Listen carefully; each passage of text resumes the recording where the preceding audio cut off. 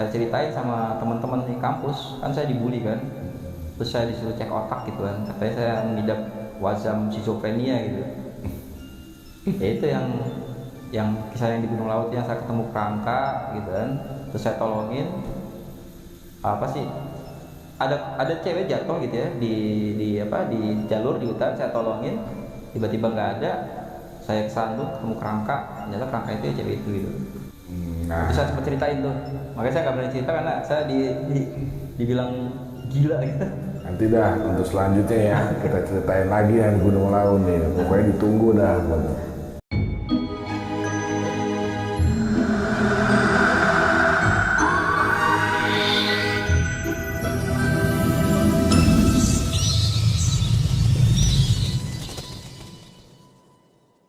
Assalamualaikum warahmatullahi wabarakatuh. Bertemu kembali dengan gue Andi Bogel di konten Suara Misteri Channel. Dan sekali lagi gue berterima kasih yang sudah subscribe, like, and comment di channel gue. Semoga kebaikan kalian dibalas oleh Allah Subhanahu Wa Taala beribu-ribu kali lipat. Jika Lanang Lining ingin konten bareng gue, silahkan hubungin gue di bawah sini dan Lanang Lining bisa menceritakan tentang kejadian horornya di sini. Yaudah, pantengin terus Suara Misteri Channel dan gue akan menghadirkan narasumber yang mempunyai cerita lebih menegangkan, lebih menakutkan, dan lebih wadidaw.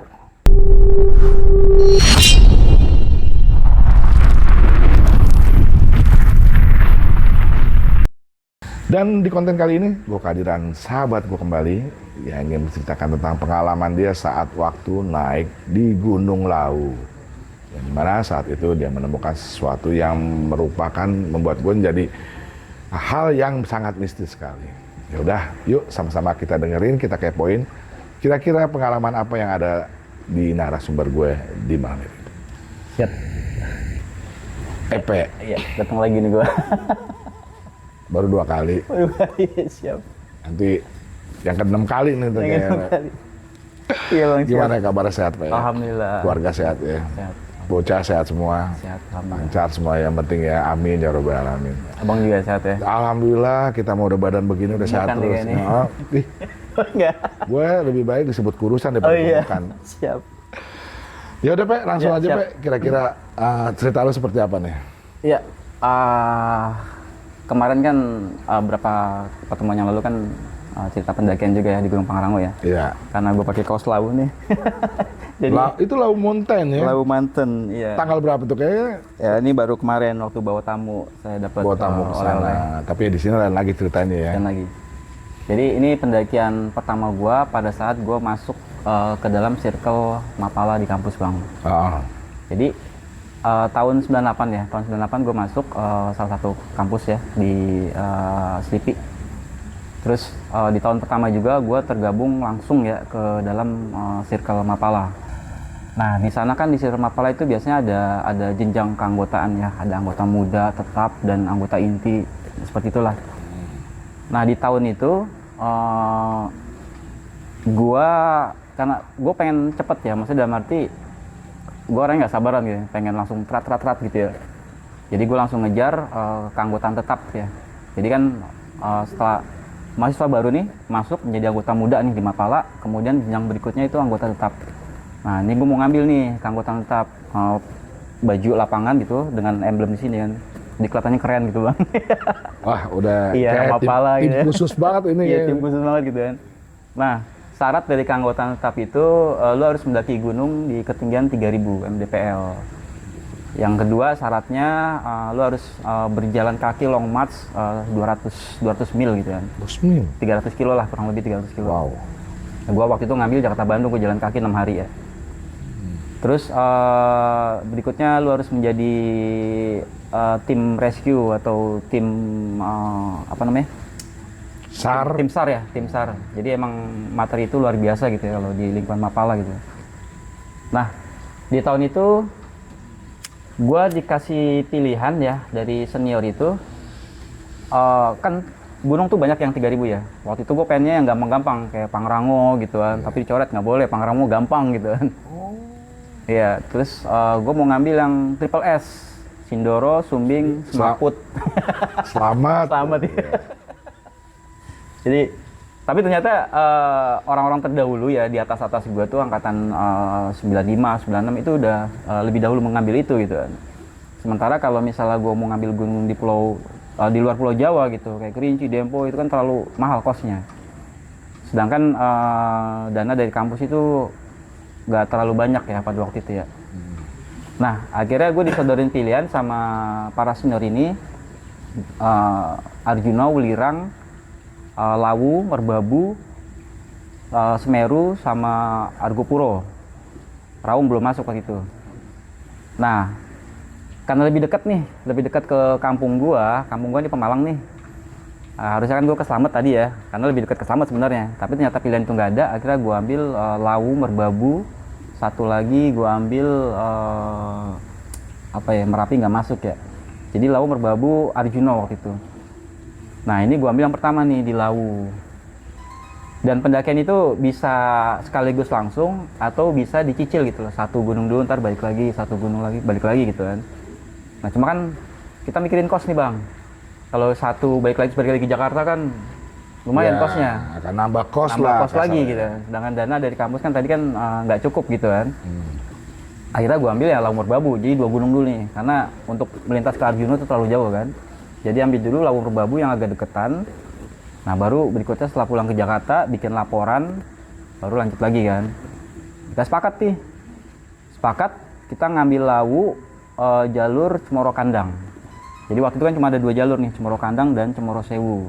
Kalau hari ini kan banyak kan, ada 5 jalur gitu. Nah akhirnya gue ngambil Cemoro Kandang. Kenapa gue ngambil Cemoro Kandang? Karena menurut info dari senior gitu ya. Jadi berarti sebelum kita melakukan pendakian, kita kumpulin dulu nih data informasi nih. Kalau sekarang kan enakan pakai handphone segala macam. Kalau dulu kita masih nongkrong dulu sama senior, tukipan dulu apa gitu. Pendekatan dulu ya sama mereka. Diajak minum mabok dulu. Gitu lah. Namanya di Mapala kan kayak gitu kan. Biasa ya. Hal lumrah lah ya. Iya. Ya harus nongkrong dulu baru dia keluar. Nah makanya kita dapat info bahwa jalur yang paling mudah adalah jalur Cemoro Kandang di Jawa Tengah, Tawangmangu. Nah, cuma ada nih yang agak-agak bete juga kan, bahwa pendakian itu nggak boleh di bulan-bulan bagus untuk mendaki, karena mental lu nggak akan ketempa di sana. Jadi di zaman kita waktu itu ya, di era 98 sampai 2000-an, 2010-an apa segitu kan, itu kita ngeset itu waktu-waktu pendakian yang bagus itu di April September. Jadi itu musim kemarau ya. Jadi cerah-cerahnya itu di Juni, Juli, Agustus kan. Nah, waktu-waktu ekstrim itu di September, April. Itu kan musim penghujan ya, curah hujan tinggi kan. September, Oktober apa ya? September, Oktober sampai ke April. Jadi range September, April itu adalah musim-musim penghujan. Itu musim ekstrim gitu kan, badai apa. Jadi kalau misalnya naik gunung itu lo nggak akan pernah dapetin puncak karena kabut tebal. Nah, sepakat. Kita ngambil di September pertengahan ya, minggu kedua atau minggu ketiga ya. Soalnya kan kalau misalnya ngambil ke Desember atau Januari kena tahun baru kan, harus pulang kampung, harus nongkrong sama yang lain gitu. Ya beda lagi. Ya, nah sepakat kita naik waktu itu satu angkatan itu sekitar 4 orang. Kita naik 4 orang. Saya, teman saya itu Jono, Doti, saya ingat namanya ya. Satu lagi saya lupa namanya waktu itu ya. Andi lah, Andi mah bumbu gile. Iya. Andi mah gua. Sebut aja gitu ya. Nah sepakat, kita udah briefing nih perencanaan, mapping, itinerary, kemudian akomodasi kan, kita kesana naik kapal kan. Udah tuh set tadi ya di September ya. Jadi dari kampus itu kita ketemu jam 5 sore ya. Kita naik kereta itu jam 8 malam dari Senen jurusan ke Solo Brebes kan, Jogja. Solo ya. Ya Solo. Terus dari situ kita lanjut naik mobil bis ya ke Tawangmangu. Dan kebetulan kan base camp Lawu via Cemoro Kandang itu AGL itu ada di pinggir jalan, jadi nggak terlalu sulit ya. Dan base camp Cemoro Sewu itu di depan itu cuma dibatasin sama jembatan. Jadi sini Jawa Tengah lewat jembatan, sana Jawa Timur. Jadi kadang-kadang kalau kita berdiri nih di sudut jembatan, teman berdiri di sudut jembatan lain, oh ikut Jawa Tengah, oh ikut Jawa Timur gitu kan. Oh, Serunya saya gitu ya. pernah juga ke Lawu, Pak. Iya. Jadi kemarin juga waktu itu ya, waktu pendakian itu juga kita sempat have fun dulu gitu kan, bercanda-bercanda gitu kan di jembatan itu sebelum kita ngurus registrasi di AGL. Nah, sampailah tadi ya, saya di AGL itu sekitar jam berapa ya? Masih terang sih, masih terang ya. Sore lah ya. Sore lah ya, kurang lebih sore. Masuk ke situ dan kita registrasi nih. Dan enaknya pada zaman itu kan registrasi nggak begitu sulit hari ini ya. Waktu itu cuma buku tamu doang, terus kita nulis nama dan kita suruh bayar seikhlasnya gitu. Nah akhirnya saya lihat nih buku tamu, saya iseng nih bang, saya pengen tahu nih. Biasanya kan kita nyari data informasi berapa orang pendaki gitu kan, gimana curah hujan, cuaca, semua informasi tentang pendakian kita tampung dulu nih sebelum pendakian nih. Nah saya lihat tuh, saya bolak-balik, ternyata kok dikit banget nih gitu. Kalau nggak salah cuma ada sekitar 3 rombongan atau 4 rombongan ya, dan itu jumlahnya juga sedikit gitu, dan cuma 3 orang, ada cuma 4 orang gitu kan. Dan kebetulan saya yang 4 orang dari Jakarta nih. Terus saya tanya sama teman dari AGL kan, kok ini dikit banget nih gitu. Ya iyalah, orang ini kan bukan musim pendakian katanya. Ya lagian lu naik di musim-musim kayak gini gitu, lu mah cari penyakit katanya. Ya udah lah, kita jawab kan, kita lagi ada tugas, kita lagi ada misi gitu kan, misi ngejar rambutan tetap ya. Ya udah akhirnya dapat tuh perizinan, kita masuk. Nah kita start jam 7 jam 8 tuh, jam 6 rencana jam 6 sampai jam 8. Karena nggak mungkin melakukan pergerakan malam pada waktu itu kan, cuacanya lagi nggak bagus nih, hujan terus, kabut, kondensasi juga, curah hujan tinggi gitu kan. Ya, akhirnya kita sepakat besok aja kita naik gitu. Besoknya Ya di jam 7 jam 8 di hari berikutnya. Nah namanya tugas kayak gini kan, kalau misalnya kita pendidikan atau apa namanya pelatihan kan ada senior yang mantau nih. Nah kalau tugas yang pendakian ini kan nggak ada senior nih bang, jadi leha-leha gitu bang, biasalah. Antar aja deh, masih jam segini, sebat dulu gitu kan, baru cari makan dulu gitu. Nah akhirnya jadwal kita yang tadi jam 6 jam 7 molor, akhirnya kita berangkat jam 11 bang. Iya, 11 malam tuh ya lu jalan ya. Iya, udah gitu kan kelamaan diajak ngobrol sama teman-teman AGL kan. Ya udah akhirnya kita berangkat tuh jam 11. Nah udah nih, the packing, briefing, ternyata cuaca masih nggak cerah gitu kan, masih berkabut, terus gerimis dan kondensasi gitu kan. Ya udah, daripada kita nunggu nggak mungkin terang juga gitu kan, karena memang musim penghujan, udah jalan aja gas gitu. Ya udah jalan tuh siang itu, dan kita coba udah nggak ada makan siang lagi, makan semuanya di jalan aja gitu kan, ngemil apa segala macam gitu. Nah, ada lagi yang berikutnya, kebiasaan teman-teman ini dalam pendakian itu tidak jalan berbarengan gitu kan. Jadi kita biasanya dulu tuh kita set nih, pokoknya kita ketemu di mana nih, di Pelawangan, di pos mana gitu kan. Nanti kita dari situ baru bareng nih. Jadi terserah lu mau lambat, mau apa gitu kan, bebas-bebas aja gitu. Karena kita dibekalin sama kemampuan individual skill gitu ya. Jadi nggak ada masalah lu mau jalan duluan atau mau jalan belakangan gitu, mau jalan sendiri nggak ada masalah gitu. Udah gitu kan safety prosedur nih. Ya. Jadi lengkap, peralatan pendakian itu lengkap. Nah di pendakian ini juga gitu nih, teman jalan duluan gitu kan. Karena kita janji tuh nanti kita ketemu di Mbok Yem. Oh, warung yang ada di atas. Iya, warungnya di atas. Selalu itu kan udah tren banget ya. Siapa yang nggak kenal dengan Mbok Yem ya? Jelas, ya. Dan waktu itu juga saya juga belum ngeh gitu Mbok Yem itu siapa gitu. Karena ini pendakian pertama Gunung Lawu. Oh, itu lu pertama kali? Pertama kali Gunung Lawu. Kalau pendakian pertama gunung itu saya Gunung Slamet. Di umur 15 tahun saya udah naik gunung. Cuma untuk yang di Circle Mapala itu Lawu pertama kali. Nah kita naik nih, teman udah jalan duluan, terus yang kedua, yang ketiga, dan saya biasa emang kutukan dari dulu ya, saya tim sweeper ya, selalu saya paling belakang. Paling belakangan. Iya. Udah jalan terus, cuaca masih belum terang-terang banget gitu ya. udah gitu kan seperti biasa ya, namanya tadi yang saya bilang nggak ada pantauan dari senior, kita jalan juga santai gitu. Santai, pokoknya hari ini kita nyampe ke Boyem, ketemu, baru besoknya summit gitu ya. Nah, jalan. Nah, ternyata konturnya atau jalurnya Gunung Lawu Cemoro Kandang itu berliku-liku bang, muter gitu kan, ngelewatin hutan gitu kan, rapet. Apa namanya? Kalau misalnya kita jalan di sini ngelihat teman itu di depan itu sebenarnya kelihatan ya, tapi jalannya muter gitu kan. Saya dalam hati kenapa nggak tarik garis lurus aja sih gitu kan? Ngapain sih gue muter-muter gitu kan? Apalagi saya orangnya nggak sabaran kan. Ya udah saya potong aja gitu kan. Saya ngeliat teman saya di atas bawa carry gitu kan, muter, udah babat aja lah. Akhirnya saya babat tuh, potong jalur ya, ketemu temen. Terus jalan lagi ngeliat berputar gitu. Saya ngeliat lagi ini mah kenapa sih diputerin gitu kan. Jadi sepanjang pendakian itu saya motong terus terat gitu kan. Nah, motong santai gitu kan. Nah, sekitar jam berapa tuh ya? Jam 2 jam 3-an ya. Siang ya. Saya kan sempat bongkar dulu untuk makan ya.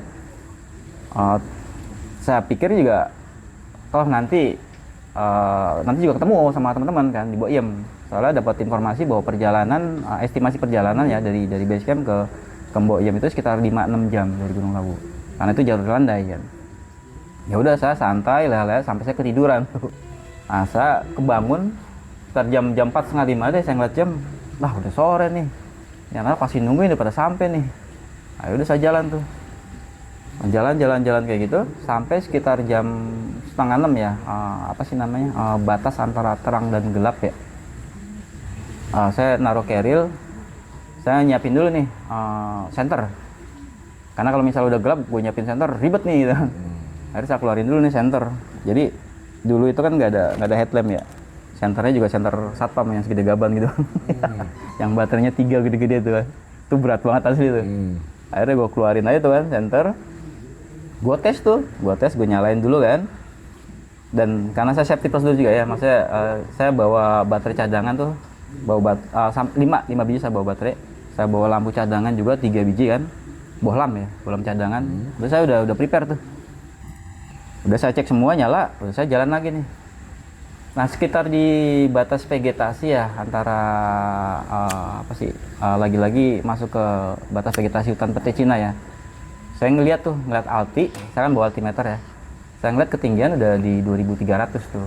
Wah, ini mau udah tinggi banget nih. Karena udah pasti sampai nih. Apalagi saya jalan dari jam 10, ini udah jam 5 kan. Saya udah jalan lebih dari 5 jam gitu. Ini gara-gara gue ketiduran nih gitu. Jadi anak masih bete nih, masih marah gitu kan. Udah terngiang-ngiang nih gue dimarahin sama anak nih. Ya udah gue jalan. Nah, sampai yang tadi saya bilang batas vegetasi. Ini ada jalur ya, ada jalur berputar agak menanjak akar. Saya males nih. Saya lihat ke kanan, ini ada jalan kayak potong. Enak juga nih, ada rambatan, terus ada pohon-pohon buat pegangan gitu kan. Enak banget nih. Akhirnya saya ambil jalan itu. Nah, kalau sebelum-sebelumnya ya ngambil jalan potong itu kan selalu cepat ketemu jalan utama gitu ya. Ini saya jalan terus kok lama gitu kan. Kok nggak ketemu jalur utama nih. Sampai saya naik terus. Ini ada yang salah nih kayaknya gitu kan. Jangan-jangan potongannya nggak ke sini, tapi potongannya ke sebelah kiri, ke atas gitu kan. Tapi ya udah saya paksain terus tuh. Saya paksain terus. Gerimis ya. Curah hujan udah makin tinggi. Udah mulai gelap nih. Saya keluarin senter saya tuh. Tiba-tiba saya tek gitu kan. Ada tombol saklar gitu. Ini nggak hidup nih. Nggak hidup. Saya ketok-ketok kan.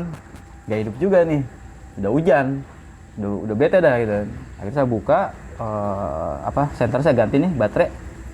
Berapa kali saya ganti baterai itu 3 kali 4 kali. Itu nggak hidup. Akhirnya nih bohlam nih gitu kan. Bohlam saya ganti nih. Ganti berapa kali nggak hidup juga. Nih ada yang salah nih kayaknya kan. Tapi ini baterai baru semua ya. Saya udah getok-getok segala macam, ini nggak hidup nih. Udah gitu udah gelap nih. Bingung lah saya kan. Ini gimana nih penerangan nih. Akhirnya bete-bete. Saya kan bawa air mineral ya. Yang 1,5 liter tuh bawa 4 biji atau 5 biji ya. Ditambah saya bawa jerigen air tuh yang 5 liter. Cuma jerigen air nggak saya isi. Karena saya niat ngisinya itu nanti di Boyem. Berat soalnya kan kalau misalnya bawa 10 liter kan. Jadi saya cuma bawa empat botol ya, 4 botol air yang 1,5 liter tuh. Nah botol itu saya buang airnya, terus saya bolongin bawahnya, saya ngambil lilin. Dulu penerangan kita lilin ya, belum ada lampu tenda belum ada ya. Nah saya ngambil lilin, saya bolongin bawah tuh, kan saya potong botol air mineralnya kan, saya masukin ini dari bawah, saya nyalain, saya tutup, saya ikat pakai tali, saya buat lentera bang ceritanya. Ceritanya begitu. Akhirnya saya jalan tuh dengan pakai lentera itu kan. Nah namanya kita di jalur potong ya, udah gitu rapet dan bukan jalur utama, ditambah hujan licin ya, terus akar-akar tinggi-tinggi, agak susah kan. Lagi-lagi saya kepleset jatuh gitu, lagi-lagi itunya mati, saya nyalain lagi kan, agak ribet kan bawa lentera gitu, lentera buatan. Jalan terus, kok nggak ketemu jalur utama nih. Saya jalan udah 1,5 jam. Berarti sekitar jam 7, jam setengah 8 lah saya jalan tuh. Udah gitu kan, penerangan juga nggak gitu lebar kan, namanya cuma pakai lilin doang kan. Jalan terus, tau-tau kok kayak apa ya, kayak halu, kayak apa, kayak ada suara gitu bang. Saya dengar kayak ada suara rintian gitu, gitu kan. Agak merinding ya, maksudnya kan kita diinfoin kalau Gunung Lawu itu ya, mistis lah, apa ditakut-takutin lah, masih senior biasa kan gitu kan. Terus bisa berhenti, saya sebat dulu, saya dengerin lagi, kok suaranya hilang gitu, ditelan kabut gitu kan. Nah, saya jalan lagi tuh sampai nyari jalan utama ya, kedengeran lagi tuh suara itu. Akhirnya saya diam, saya dengerin terus akhirnya kedengeran sampai ke suara minta tolong bang, tolong. Saya kaget nih, saya dengerin lagi nih, ada kali sekitar 20 menit atau 15 menit ya, ini orang bukan gitu. Nah saya flashback nih, saya keingetan waktu saya di Gunung Slamet ya, diajak sama abang nih, pertama kali di umur 15 tahun di lereng batas vegetasi puncak. Itu kan kita naik nih sama abang nih. Nah kedengeran juga suara minta tolong bang, suara cewek minta tolong di lereng. Nah kita pada bete nih teman-teman abang nih, ini orang apa bukan gitu. Nah ada salah teman abang nyamperin, ternyata itu orang. Jadi ada cewek ya, jatuh di lereng megang bapaknya berdarah-darah gitu, minta tolong.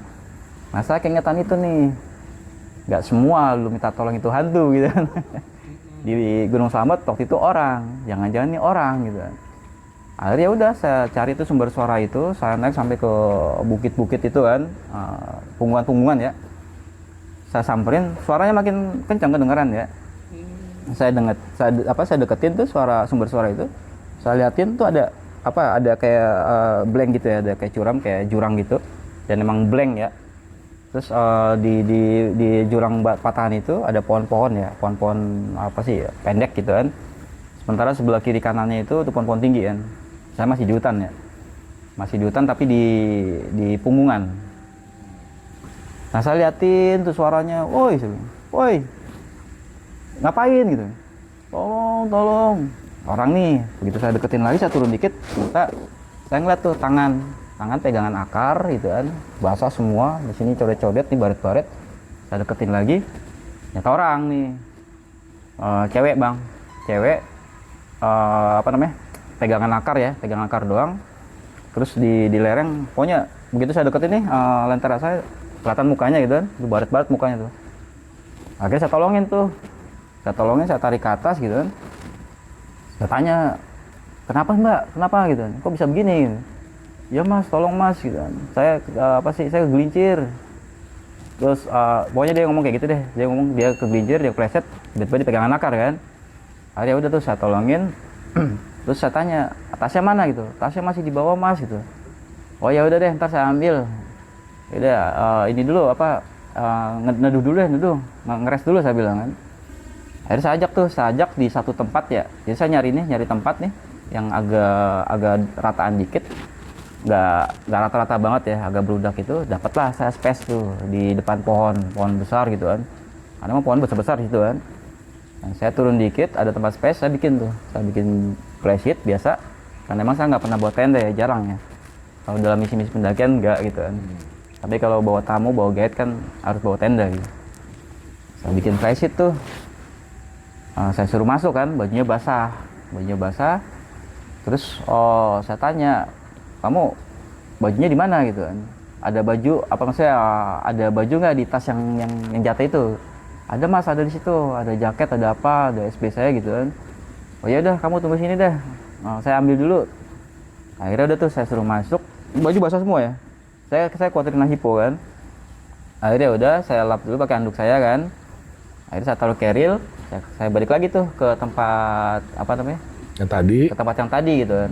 Cuma ternyata susah nih. Agak curam banget kan. Apalagi saya nggak bawa senter. Bawa itu doang kan. Saya pikir ya udahlah, nanti aja deh saya pakai kaos saya aja, saya bilang kan dalam hati ya. Karena saya bawa kaos juga kan. Ya udah pakai baju gue aja dah. Terus saya balik lagi, saya bongkar tuh peralatan saya keluarin P3K segala macem kan.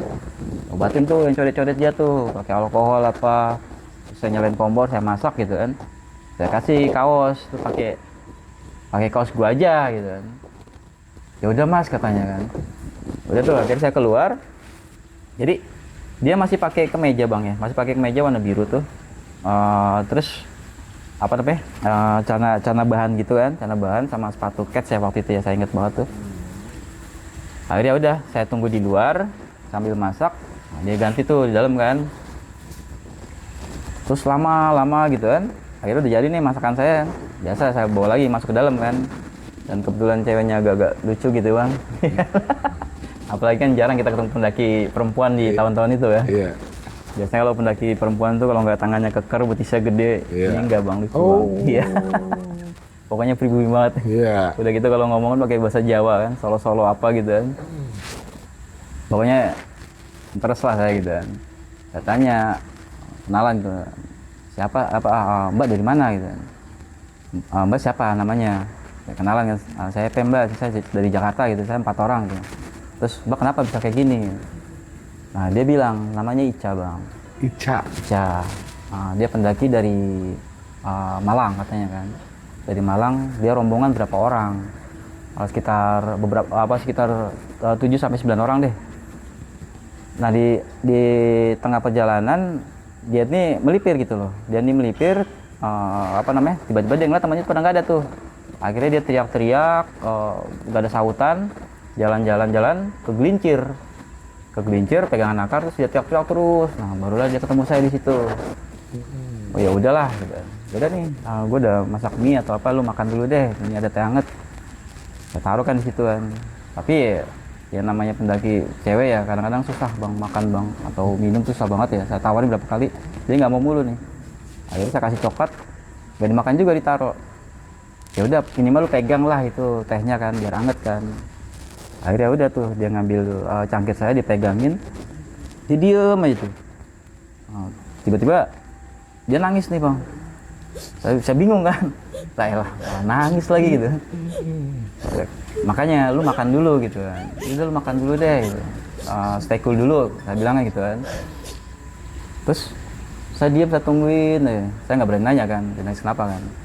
Nah, tiba-tiba dia ngelanjutin, katanya dia takut. Mas saya takut ini gitu, sambil nangis ya. Soalnya saya naik gunung ini saya nggak izin sama ibu atau sama bunda. Soalnya bunda itu agak-agak galak lah apa dia bilang kan. Oh ya udah saya bilang kan. Terus dia lanjutin lagi tuh. Saya nggak banyak nanya ya. Dia cerita terus, dia ngomong terus kan. Jadi dia bilang dia di rumah itu cuma 2 bersaudara ya, dia sama kakaknya. Jadi tinggal di rumah itu cuma bertiga nih bang. Dia, kakaknya, namanya Ratih ya, terus sama ibunya. Dan dia kuliah di Malang. Terus yang ngebiayain dia kuliah itu banyak kan dari ibunya. Karena kakaknya pada waktu itu belum kerja nih. Nah udah gitu dia kepikiran nih. Karena dibiayain kayak gitu, terus dia izin sama sama ibunya tuh, dia izin KKN. Dia bilangnya KKN, tapi ternyata dia gunung. Dia sharing curhat ke saya, ini pasti bunda marah-marah nih, ntar pulang nih gitu. Akhirnya saya diem nih. Ya udah gini aja deh. Saya cerita nih, dulu waktu gua SD nih, saya bilang kan, itu kalau rapot gua merah nih, terus gua minta tangan bokap, kan gua kebayang-bayang nih, rapot gua merah pasti gua dimarahin nih. Nah, gue minta tanda tangan bokap itu pagi-pagi buta bang, jam 4 pagi gitu kan. Jadi begitu bapak bangun nih, ya bangun ya pak gitu kan, tanda tangan pak gitu. Jadi begitu dalam keadaan masih ngantuk-ngantuk gitu kan, cuma tanda tangan aja gitu, nggak ngeliat gitu. Gue aman gitu kan. Terus udah gitu gue ceritain tuh, nanti kamu minta maafnya sama bunda biar gak dimarahin gitu. Jam 4 pagi nih, begitu mau sholat subuh atau apa, sebelum sholat minta maaf dulu gitu kan. Oh, lu ngajarin dia? Ngajarin, gitu. gue ajarin nih. Jadi nggak akan diomelin tuh. Jadi yang penting lu bilang aja terus terang gitu kan. Bilang aja naik gunung atau apa gitu kan. Ya mas, bunda orangnya agak temperamental tadian. Saya pasti dimarahin ini gitu. Oh ya udah. Terus apa namanya? Terus dia bilang, saya perlu minta maaf nggak gitu. Ya iyalah saya bilang, ya, lu minta maaf lah, lu udah ngebohong gitu kan. Ngomongnya KKN tapi lu naik gunung. Terus gimana caranya gitu. Ya udah kalau misalnya lu nggak berani ngomong, pakai surat aja. Gue juga kalau mabokin gue gitu, saya bilang. Kalau zaman dulu kan nggak ada chat WA gitu kan, kita pakai surat menyurat bang. Jadi kalau lu ada salah, lu surat aja, maafin gue gitu. Nah saya ajarin tuh, udah tulis saya di surat, bilang sama bunda minta maaf ya bunda gitu kan, udah naik gunung nggak izin, udah nyusahin gitu. Bunda yang selama ini ngulain saya gitu kan, kerja sampai banting tulang, lu minta maaf seadanya gitu, bikin nyokap lu tuh ngerasa baikan gitu kan. Oh ya udah gitu kan, ya udah mas gitu kan, tapi tas saya di sana gitu kan. Ya udah deh, gua ambil deh. Akhirnya saya balik lagi tuh, saya balik lagi karena saya tanya kan, lu ada kertas nggak, ada plan nggak? Dia bawa katanya kan, ada di tas itu semua tuh sama logistik dia tuh, sama jaket, sama apa, sama baju gitu kan. Ya udah, akhirnya saya balik lagi, yang kedua kali ya, akhirnya saya putusin buat ngambil nih, turun ke bawah terus gitu kan, ketemu tuh tasnya tuh nyangkut di apa sih, di pohon-pohon gitu kan. Udah gitu karena sobek ya, ada beberapa yang sobek, ada barang yang kececer tuh. Akhirnya ya udah, saya masukin yang barang ceceran itu, saya tarik tuh, jadi tas bukan tas keril ya, tas backpack ya waktu itu. Saya tarik itu, saya ambil, saya balik lagi tuh ke camp, ke bivak itu kan. Ini tas lu nih, lu gua ambil nih. Ini dalamnya basah semua nih, baju lu basah, kertas lu juga basah gitu kan. Ya udahlah. Terus gimana mas, kata dia? Ya udah. Kebetulan saya bawa buku catatan juga yang kecil ya. Ya udah ntar gampang lah gua tulisin lah gitu. Terus saya ambil tas saya tuh, sambil kertas, tulisin tuh bang. Maaf, lu biasa manggil apa di rumah gitu? Manggilnya bunda gitu. Oh ya udah. Saya tulis semua gitu kan. Bunda maafin ya, Ica naik gunung nggak izin segini-gini gitu kan. Terus akhirnya saya lipat kertas itu, saya taruh di kantong itu, kantong PDL dia tuh yang kemeja biru itu kan. Udah tuh. Nah, kita panjang itu ngobrol tuh bang malam tuh. Asik ya, cewek itu asik gitu. Orangnya enak diajak ngobrol ya. Bahkan saya kepikiran nih kalau turun gue tembak nih kayak. Asik nih. Kayaknya bagus nih kayak buat jadi cewek gitu kan. Udah kepikiran tuh. Karena udah dekat ya.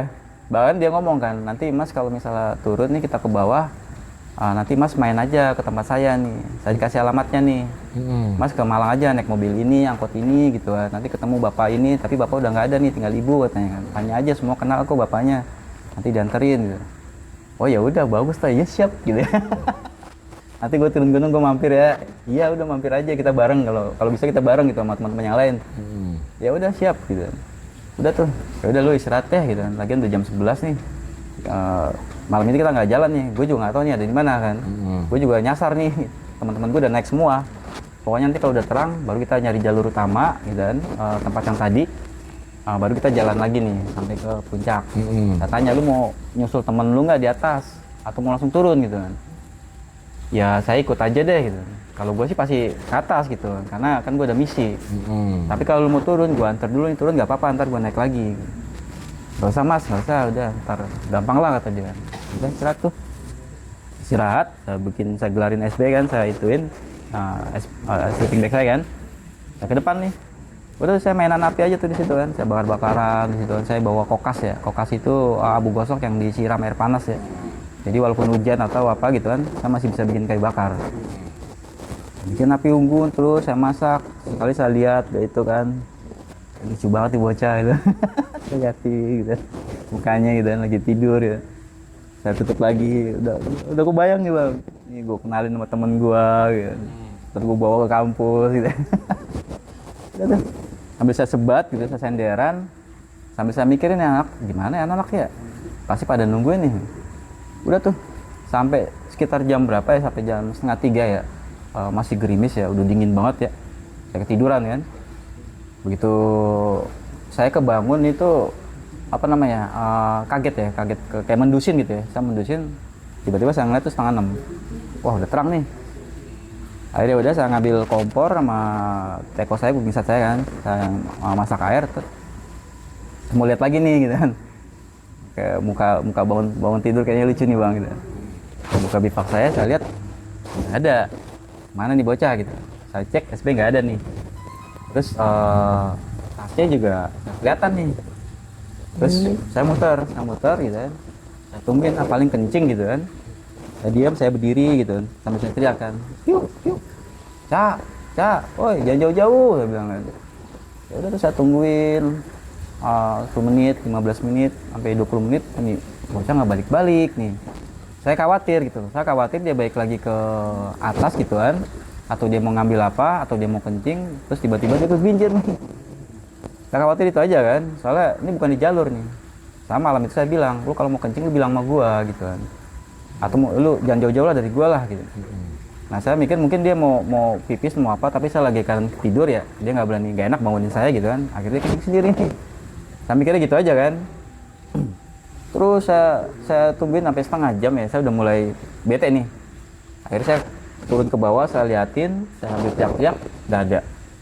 Balik lagi saya naik ke atas tuh ke tempat yang ke tempat kita ketemu ya, saya nolongin dia.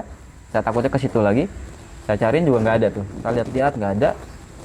Udah setengah jam lebih, udah mulai panik nih bang, udah mulai bete nih. Saya khawatir tadi kan, khawatir dia tersesat lagi, dia jatuh kan. Saya teriak, ciuk, baca gitu. Gak kedengeran tuh. Akhirnya saya turun. Saya ngeliat gitu ya, maksudnya apa ya? Kepikiran pengen turun ke bawah nih. Jadi di bipak saya itu ada kayak bukan jalur ya. Ada kayak turunan ke bawah itu berundak-undak gitu. Tapi saya bisa ngelewatin nih. Maksudnya bisa nembusin gitu kan. Nah, di bawah itu ada pohon nih. Saya khawatir dia di situ tuh. Pokoknya saya feeling apa janjian dia ke sana gitu kan. Saya teriak-teriak terus, yuk. Udah mulai panik tuh, Bang. Akhirnya saya turunin itu terus sampai jatuh-jatuh. Terus ke bawah. Nah, di depan sebelah kiri itu emang ada pohon besar ya, tapi emang agak curam ya. Tapi kok saya feeling saya ke sana terus nih. Akhirnya saya banting ke kiri itu ke arah pohon tuh. Ya, saya kesandung ada banyak akar tunggang ya, banyak akar panjang gitu. Saya kesandung saya jatuh, gebok gitu kan. Sampai depan itu ada pohon besar, itu kepala saya kebentur, duk gitu kan. Nah, di situ saya langsung kaget ya. Maksudnya anjing di pohon gede banget gitu kan. Sampai bagian kepala nih. Terus saya duduk. Saya ngeliatin dari jauh di pohon besar nih. Nah, sebelah kanannya itu agak jauhan dikit. Itu kok saya liatin terus kok kayak ada kayak batang gitu ya, ada batang tapi kok bentuknya bukan batang gitu, kayak akar gitu ya. Tapi kok kayak tulang, saya bilang. Saya liatin gitu kan, saya ngambil ranting. Akhirnya saya congkel tuh, saya gintek. Ternyata ini tangan tulang ya, kerangka tangan. Ya, tangan sebelah kiri ini. Ketutupan sama lumut-lumut gitu ya, sama ranting-ranting itu. Saya kaget kan. Saya masih penasaran juga nih, ini bener nggak sih gitu. Akhirnya saya kutil-kutil gini, ternyata ada bekas pakaian ya, sobekan pakaian yang udah lama gitu ya, udah berlumut. Akhirnya saya singkap tuh bang ya, itu ada potongan serpian kain ya, kayak kemeja gitu, warna biru bang. Ini saya singkap gitu kan, terus agak kaget ya, akhirnya saya shock banget, saya kaget ya. Saya lihat itu di kemeja yang saya singkap itu, kan tangannya kan begini gitu, kerangkanya itu tulangnya kan, itu ada baju bang, ada kemeja lapangan itu ada namanya bang, Rizka Aninda bang. Rizka Aninda. Saya langsung merinding. Saya kaget langsung jatuh ke belakang gitu kan. Saya gemeteran, tangan shaking ya, gemeteran gitu. Itu panik ya, saya rasanya itu udah campur aduk antara panik, takut, penasaran gitu ya. Nah, satu hal yang bikin saya penasaran itu, begitu saya singkap, saya giniin lagi di dekat kan ini ada tulisan, terus ada kantong ya, itu kantong kantong udah sobek-sobek gitu ya. Itu saya congkel lagi, ada kertas bang nonjol. Saya penasaran. Saya flashback nih. Malam itu saya naruh kertas di kemejanya dia tuh, kantong. Akhirnya saya buang tuh rantingnya, saya ambil bang, saya buka. Itu kan udah apa sih, udah ada tulisan-tulisan yang udah ada apa, ada tulisan yang hilang lah gitu kan. Itu saya lihat yang bagian akhirnya itu masih kebaca, maafin Ica Bunda. Dan itu tulisan saya bang. Astagfirullah. Akhirnya makin shaking, makin panik gitu. Saya pegang gitu kertasnya, saya lari bang tunggang langgang ke atas. Apa baik itu saya akar, saya tarik apa segala macam gitu kan. Kalut saya, ingat nama dia Ica dengan tulisan Tiska, kemudian baju kemeja yang dipakai itu warna biru dongker itu, sampai yang paling shock lagi itu kertas tadi itu. Nah, saya naik ke atas tuh sampai jatuh lagi, gudubok jatuh lagi tuh. Pokoknya di pikiran saya tuh, saya harus pergi dari situ saat itu juga. Nah, saya lari sampai ke tempat bivak saya udah nggak mikir apa-apa tuh. Saya ambil carrier saya, semua tali saya tarik-tarik ya. Jadi ada beberapa flashlight saya yang sobek gitu kan. Itu carrier tuh saya packing tuh masukin aja kan. Jadi biasa kalau packing kan rapi gitu, ini enggak, udah kayak keris jadi packingan. Saya masukin semua, saya injek gitu kan. Yang penting barang saya nggak ada ketinggalan gitu kan. Saya tarik tas itu, saya tarik carrier itu, saya tarik sampai saya naik ke punggungan. Yang penting gue nggak mau ke kiri kanan gitu kan, gue naik terus sampai ke titik tertinggi lah di puncak punggungan itu kan. Saya tarik lagi, kadang saya jatuh tuh guling ke bawah gitu kan, tarik terus. Nah sampailah saya di puncak punggungan. Nah saya ngeliat ke depan saya nih, sebelah kiri nih, ternyata dari jauh tuh kelihatan tuh kayak ada padang rumput ya, ada sabana gitu, rumput alang-alang tinggi-tinggi nih. Saya bilang, wah ini alang-alang nih, tinggi-tinggi nih, sabana nih. Gue lari ke situ aja dah gitu. Ini masih belum di jalur ya. Saya lari terus sampai menuju alang-alang gitu ya, karena sampai itu tempat yang rata ya. Saya lari ke situ. Nah dari jauh itu saya lihat ada orang bang, ada orang tangannya begini nih, tangannya begitu gitu sambil teriak-teriak ya. Terus saya berhenti nih, saya berhenti bentar, saya liatin aja, masih dalam perasaan kalut takut ya. Terus saya tungguin tuh orang sampai kelihatan bener ya. Ternyata itu kakek-kakek itu bajunya sobek-sobek ya, celananya juga sobek-sobek, dia nyeker, terus kemudian di kepalanya itu diikat pakai tali rapia, terus di pinggangnya itu diikat pakai tali rapia ya, terus tali rapia itu ngejuntai, dan di ujung-ujung tali rapia itu diikat sama botol-botol mineral tuh, ada sekitar 7 atau 8 biji, banyak deh. Nah itu diseret-seret sama dia tuh, sambil jalan kakinya diseret-seret sama dia tuh, sambil tangannya begini, Dek, ojo lewat kene, ojo kayak Purwanto gitu. Artinya apa tuh? Dek, jangan lewat sini, jangan kayak Purwanto gitu. Dia bilang kayak gitu, saya tahu maksudnya kan. Saya ngerti bahasa Jawa. Akhirnya udah tuh, karena dalam kondisi panik ya, terus perasaan juga campur aduk ya, saya nggak peduli gitu kan. Saya bilang, enggak pak gitu. Masih iya pak gitu. Akhirnya saya lewatin sambil lari. Nah dia terus teriak-teriak ke saya tuh, dek ojo lewat kene, ojo kayak Purwanto dek, terus saya dia ngomong kayak gitu. Nah situasinya abis kejadian yang tadi saya nemu kerangka itu ya di bawah pohon besar itu, saya dalam keadaan panik ya, shaking ya, bahkan saya sempat bakar rokok aja, tangan saya gemeteran, rokok itu jatuh mulu bang. Terus ditambah ketemu yang beginian, dan itu pertemuan pertama kali saya sama yang begituan gitu kan. Ya kan ternyata kan di Gunung Lawukan banyak petapa ya, tapi waktu itu kan saya belum tahu ya. Maksudnya kok ada orang di gunung ada orang aneh, jenggot panjang, jalannya pincang, diseret-seret, terus muka kucel gitu kan, baju sobek-sobek, ngapain di situ gitu. Ini orang atau bukan gitu. Apalagi saya baru dapat kejadian yang tadi tuh, yang pertama kali tuh. Akhirnya udah tuh saya lewatin aja tuh, terus saya lari sampai ngos-ngosan, kadang-kadang saya jatuh lagi, sempat keseret ya, saya jatuh ke sana sampai keseret ininya saya kan, pipinya. Itu saking saya paniknya ya. Terus saya lari terus jalan gitu kan. Nah saking capeknya ya, saya udah capek banget tuh, udah lelah banget ya. Akhirnya depan saya itu ada batu bang, saya nyender di situ kan. Saya keluarin rokok, jarcok kayak biasa. Masih begini, masih shaking nih.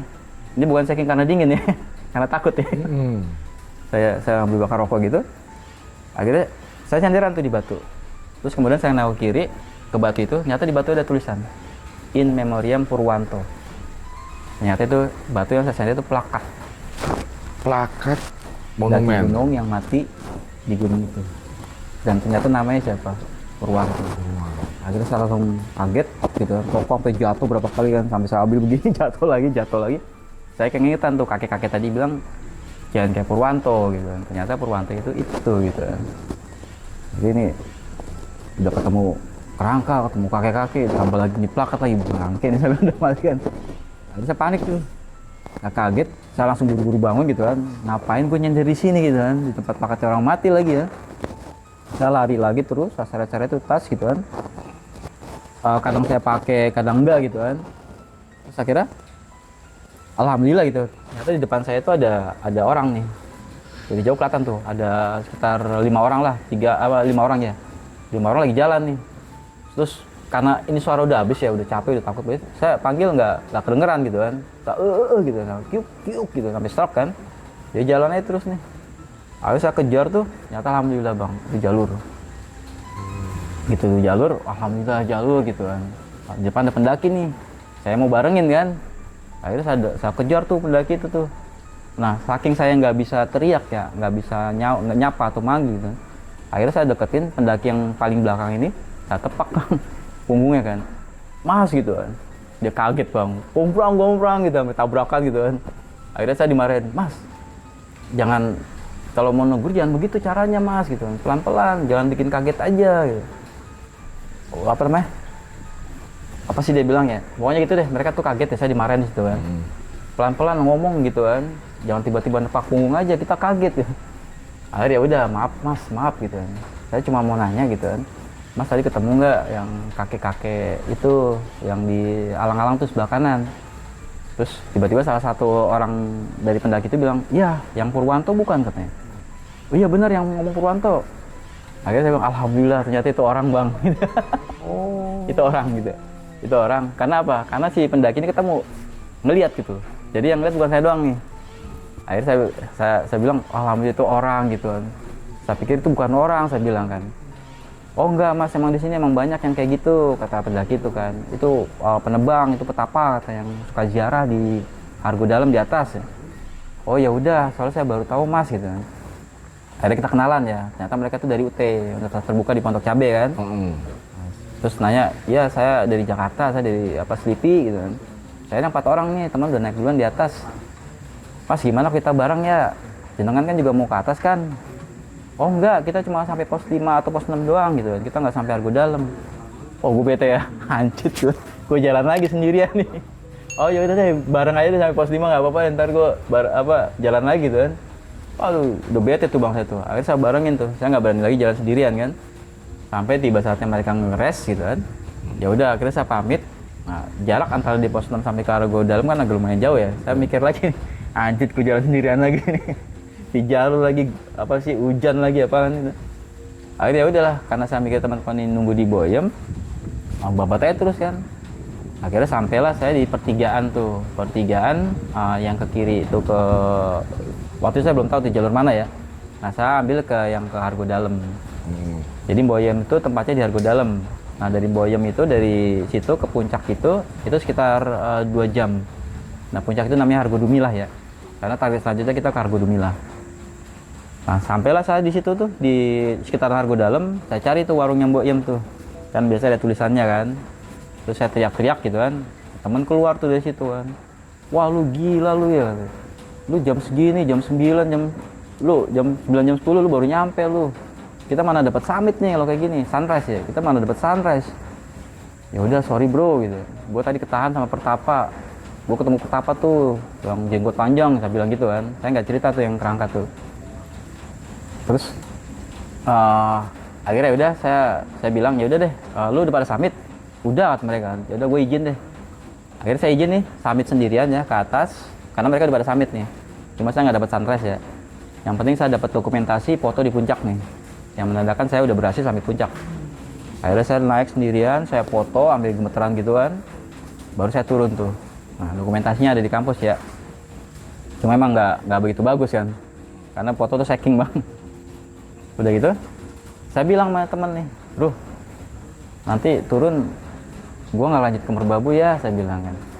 Lah kenapa ya gitu kan, ntar laporan akhirnya gimana nih sama senior nih. Udah nggak apa-apa gitu, bilang aja EP nggak sanggup gitu kan. Ya terus lu gimana, lu langsung balik ke kampus kata teman saya kan. Enggak, gua mau pulang kampung dulu, saya bilang kan, karena mak gua kemarin nitip buat nenek gua nih, ada makanan di keril, gua harus ke kampung dulu. Oh ya udahlah, nanti kita ketemu lagi di kampus. Jadi akhirnya mereka setuju bahwa nanti begitu turun sampai ke AGL, nah kita berpisah nih. Temen lanjut ke Merbabu, saya lanjut ke Pemalang, pulang kampung. Nah udah tuh, turun akhirnya, udah saya summit tuh sekitar jam, apa sih, kita makan siang dulu nih, jam 12 ya. Jam 1 kita turun. Apa ya, nyusulin jalan-jalan yang tadi bang, yang ketemu apa tapak. Pendaki. Iya, Petapa. ya, pendaki gitu kan. Gue inget nih, gue nengok kiri nih. udah duk kenceng banget ya. Saya ngeliat kalang-kalang nih, petapa mana nih yang itu kan. Nah saya yang saya pikirin itu ya jalur yang alang-alang itu yang ke arah sana lagi kan. Balik lagi ke tempat tadi. Ke tempat tadi gitu kan. Saya kepikiran itu mulu gitu kan. Panjang jalan itu saya mikirin gitu kan. Saya bilang sama teman-teman, bro, ayo cepet jalan yuk. Kalau enggak gue duluan ya, nanti kita ketemu aja di bawah. Oh ya udah, akhirnya saya lari kan, saya lari terus. Akhirnya sampai duluan nih di AGL nih. Nah sambil saya nunggu di base camp di AGL, itu saya penasaran bang. Saya langsung ke mana? Ke tempat registrasi ya. Saya mau lihat di buku tamu.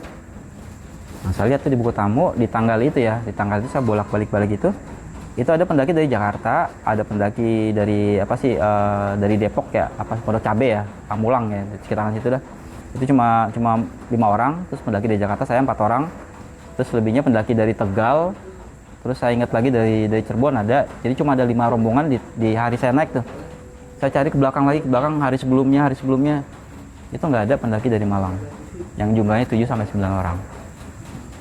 Saya mikir si Almarhum ini ya, si Ica ini kapan pendakiannya gitu kan. Saya penasaran tuh, saya bolak-balik terus nggak ketemu. Sampai ke tahun-tahun sebelumnya saya nggak ketemu kan tebel banget itu kan. Terus ya itu kepotong di 6 bulan, di 7 bulan ya. Terus saya coba mau ngobrol sama anak AGL ya, ada buku lain nggak yang buku tahun-tahun lalu gitu kan. Terus saya tanya, pernah nggak ada pendaki atau rombongan pendaki yang hilang gitu kan, zaman-zaman dulu gitu kan. Nah ada tuh beberapa dari AGL tuh cerita gitu ya, banyak mas yang hilang di Gunung Lawu mah katanya. Ya pokoknya yang dulu ya, yang dari sekitaran Jawa Timur lah, banyak kata dia. Oh ya udah deh, akhirnya udah saya keep sendiri kan. Saya nggak berani cerita karena saya masih bingung ya. Akhirnya udah begitu teman-teman nyampe nih, terus kita makan, bro udah ya gue duluan ya karena gue harus cepet-cepet balik nih. Akhirnya saya minta izin sama teman-teman nih bahwa saya pulang duluan nih. Nah begitu udah geser nih, akhirnya sambil nunggu bis nih, saya kepikiran terus bang, masih penasaran nih. Nah rasa penasaran itu ngebawa saya untuk ke Malang. Jadi rumahnya akhirnya, si Ica ini. iya, bener nggak sih si yang malam itu cewek yang gue temuin itu, yang dia bilang rumahnya di Malang, naik ini bapak ini gitu kan. Terus gue disuruh mampir, bener nggak sih gitu. Akhirnya tuh saya banting setir, bukannya saya ke kampung, ke Pemalang ya, saya balik lagi ke apa sih terminal Solo gitu kan. Nah dari situ saya hajar ke Malang bang. Malang. Ke Malang. Lu alamatnya tahu nggak tuh di situ? Dari cerita dia. Oh ingat. Iya ya. Dari cerita dia, pokoknya nanti di Malang itu nanti kamu naik di situ gitu, tanya aja ke desa ini. Nanti kalau udah sampai di ujung desa itu jembatan, nanti tanya bapak ini gitu kan. Nah, nanti kenal kok, pada kenal semua gitu. Ya udah saya ngikutin dari situ aja tuh. Ikutin dari apa yang yang diobrolin di malam itu, saya ikutin. Nah, sampai saya di Malang, terus saya tanya kampung ini di mana gitu kan. Mobil yang saya naikin saya nunggunya di mana. Nah, saya tanya-tanya, dikasih tahu ada gitu kan desanya. Sampailah saya di ujung jembatan bang. Saya turun, terus duk gitu kan, penasaran terus di kepala saya gitu kan. Tapi sampai situ benar gitu apa yang dibahas sama tuh cewek itu malam sama si Ica ya. Akhirnya saya tanya nih, mas kenal bapak ini nggak, yang anaknya perempuan 2 gitu kan. Terus Ratih. Mbak Ratih gitu kan. Oh iya mas, itu yang rumahnya di ujung sana tuh, yang deket sawah katanya kan. Kamu jalan aja lurus, nanti belok kiri tuh ada rumah warna apa gitu kan. Nah itu rumahnya Mbak Ratih gitu. Emang jenengan siapa? Saudaranya atau apa gitu? Enggak gitu. Kebetulan saya apa sih ada titipan nih buat Mbak Ratih gitu. Oh ya udah, mau diantar nggak katanya? Nggak usah mas, biasa sendiri aja gitu. Saya bilang gitu kan. Akhirnya udah saya nyusurin ke jalan-jalan kampung itu benar bang, tiba-tiba ada rumah warnanya sama seperti yang dikasih unjuk. Terus makin penasaran, makin deg-degan gitu kan. Saya beraniin diri buat masuk tuh. Akhirnya saya taruh keril saya ketok. Assalamualaikum gitu. Assalamualaikum mbak gitu. Nah buka tuh pintu, trek, cewek ya. Cewek umur 30-an lah, 35-an gitu kan. Terus rambutnya panjang, hitam hitam manis gitu dah. Terus ada apa mas gitu, mau apa gitu. Saya bilang ini Mbak Ratih bukan? Iya saya Ratih gitu. Oh ya udah, boleh nggak saya masuk gitu. Mau apa mas? Jenengan siapa gitu kan. Saya kenalin ya, saya EP itu dari Jakarta gitu. Terus saya baru turun dari Gunung Lawu. Terus apa namanya, boleh nggak saya ngomong di dalam aja gitu. Oh enggak masuk ya. Akhirnya saya disuruh masuk, duduk ya, disuruh duduk kayak rumah kampung biasa gitu bang. Terus pokoknya sederhana banget dah. Terus ada beberapa foto gitu ya di tembok gitu ya, dinding. Terus saya liatin itu, terus saya keingetan ya, itu foto yang saya lihat malam itu ya. Ada foto si Ica juga di situ sama kakaknya. Saya diem tuh. Akhirnya dia duduk, terus dia bilang mau apa gitu. Akhirnya saya ceritain, saya baru turun mbak dari Gunung Lawu. Saya nggak tahu ini saya mau cerita sama siapa gitu kan, nggak tahu mbak percaya atau enggak. Saya ketemu, saya ceritain ya, dari kronologisnya ya. Terus saya ketemu Ica, saya bilang. Terus tiba-tiba dia diem, matanya merah gitu, dia nangis. Terus saya kasih nih Kak, ini tulisan terakhir saya yang tulis buat Ica gitu ya. Ini buat Bunda gitu. Terus sama dia dibaca kan, nangis bang dia. Terus saya tanya kan, boleh nggak saya ketemu sama Bunda, sama ibunya. Berarti bilang ibu udah nggak ada.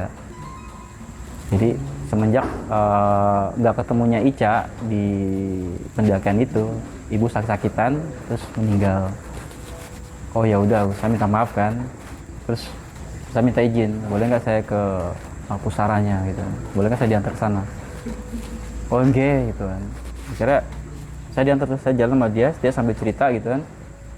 Jadi dulu tuh Ica tuh izin bang, sekitar 7 tahun yang lalu ya, 7 tahun 8 tahun. 7 tahun yang lalu ya, dia bilang 7 tahun yang lalu. Dia izin KKN ya sama teman-temannya dari kampus. Nah itu dia nggak balik-balik, hilang. Kemudian pencarian nggak ketemu, ya sudah gitu kan. Di pencarian dihentikan, ya sudah akhirnya ibunya sakit-sakitan meninggal, terus dikuburin ya, dimakamin di dekat nggak jauh dari belakang rumahnya itu. Nah di situ di pusaranya itu ada 2 makam jadi 1 bang.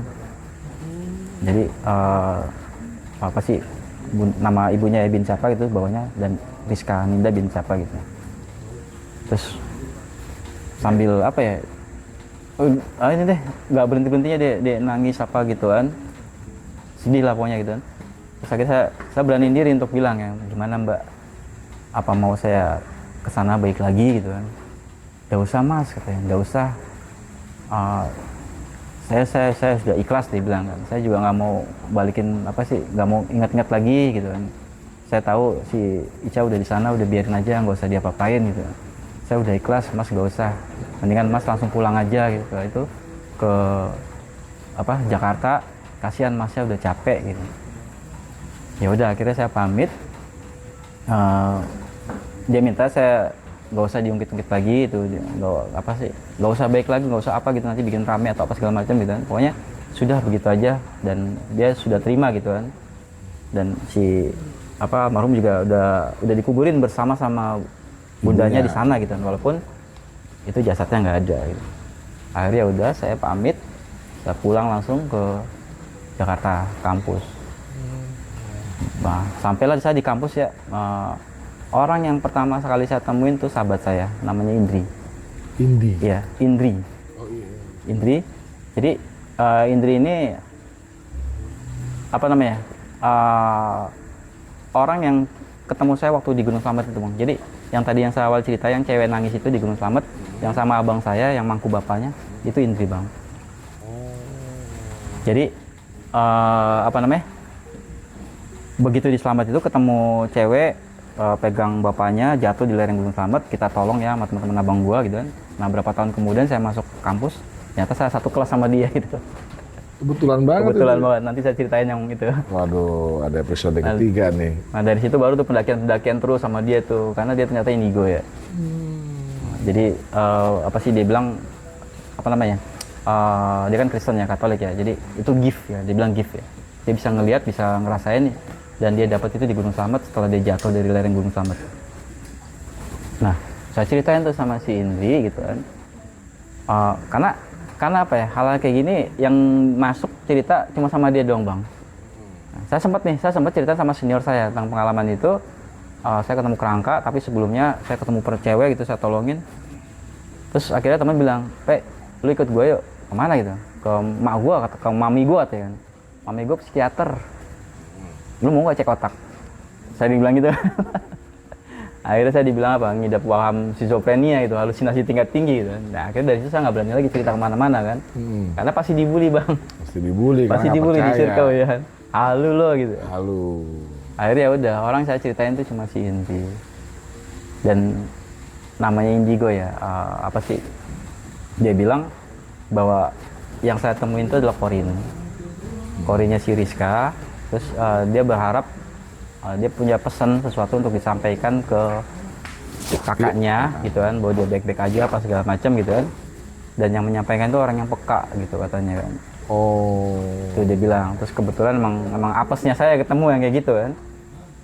Akhirnya ya apalagi yang lebih apa sih, dia bilang korinnya Rizka itu ngintil, Bang, ngikut. Oh, Ikut. Jadi selama saya pendakian itu katanya itu di belakang saya. Walau alam ya. Waktu itu saya juga nggak percaya gitu. Lu halu lu gitu. Makin aneh aja gue main sama lu. Gitu.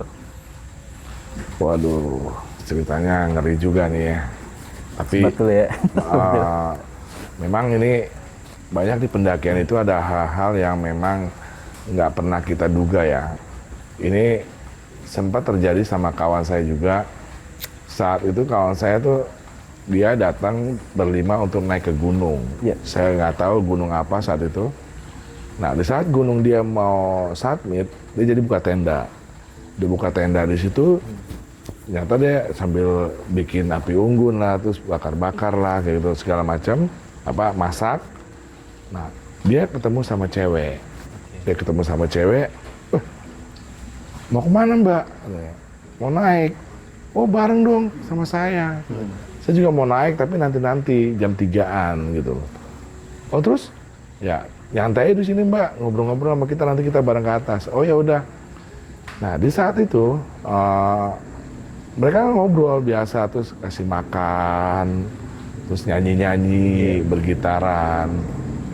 Nah, akhirnya cewek itu tidur dan ada sebagian 2 orang untuk ngejagain dan sebagian juga tidur. Di saat mau submit, cewek itu nggak ada. Cewek itu nggak ada. Loh, cewek yang tadi mana nih?